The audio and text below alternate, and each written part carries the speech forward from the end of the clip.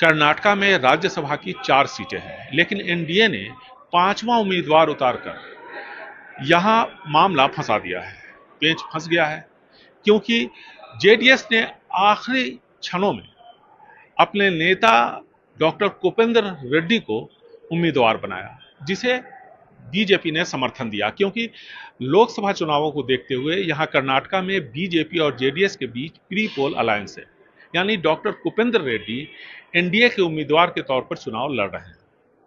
लेकिन वो जीतेंगे कैसे, ये सबसे बड़ा सवाल है, क्योंकि जेडीएस के पास सिर्फ 19 सीटें हैं और एक सीट राज्यसभा की सुनिश्चित करने के लिए 46 विधायक चाहिए। बीजेपी के पास 66 विधायक हैं। बीजेपी का उम्मीदवार एन बंदगे, जो कि आरएसएस के वरिष्ठ कार्यकर्ता हैं, उनकी जीत सुनिश्चित करने के बाद, यानी 46 वोटों के बाद 20 वोट बीजेपी के पास बचेंगे। तो 20 बीजेपी के और 19 जेडीएस के, कुल हो गए 39, यानी 7 विधायक और चाहिए एनडीए के इस 5वें उम्मीदवार की जीत सुनिश्चित करने के लिए। आखिर ये कहां से आएंगे? जाहिर है कि इसके लिए क्रॉस वोटिंग होनी होगी, और क्रॉस वोटिंग कहां होगी? तो कांग्रेस में। लेकिन अभी जो यहां पर ट्रेंड दिख रहा है, उसके हिसाब से बीजेपी के एक वरिष्ठ विधायक एसटी सोमशेखर के बारे में बताया जा रहा है कि उन्होंने क्रॉस वोटिंग की है, और कांग्रेस के उम्मीदवार जीसी चंद्रशेखर, जो तीसरे नंबर पर है प्रेफरेंस चार्ट में, उनके पक्ष में पहला वोट दिया है, उनको फर्स्ट प्रेफरेंस के तौर पर वोट दिया है। कांग्रेस के 3 उम्मीदवार हैं, अजय माकन, डॉक्टर नासिर हुसैन और जीसी चंद्रशेखर। जीसी चंद्रशेखर को, जैसा कि मैंने आपको बताया, एसटी सोमशेखर, जो कि बीजेपी के नेता है, पहले वो कांग्रेस के थे, उन्होंने अपना पहला मत दिया है।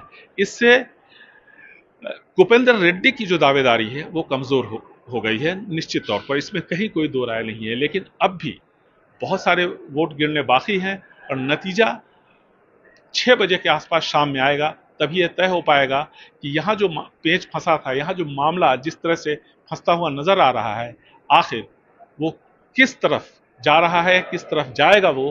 क्योंकि कांग्रेस ने ये सुनिश्चित करने के लिए कि उसके विधायकों के साथ खरीद फरोख्त न हो, अपने सभी विधायकों को इस शहर के एक बड़े होटल में रखा।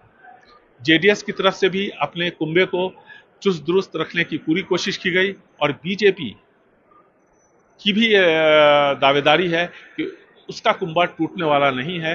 और ऐसे में अब ये देखना है कि कुपेंद्र रेड्डी का भविष्य यहाँ पर क्या होता है। जब एसटी सोमशेखर, जो कि बीजेपी के नेता हैं, जैसा कि मैंने आपको बताया, वो वोट देकर के आए, और जब हमने उनसे पूछा कि आपने किसे वोट दिया है, जिनके बारे में कहा जा रहा है कि उन्होंने क्रॉस वोटिंग की है, तो उनका कहना था कि उन्होंने अपने विवेक से वोट दिया।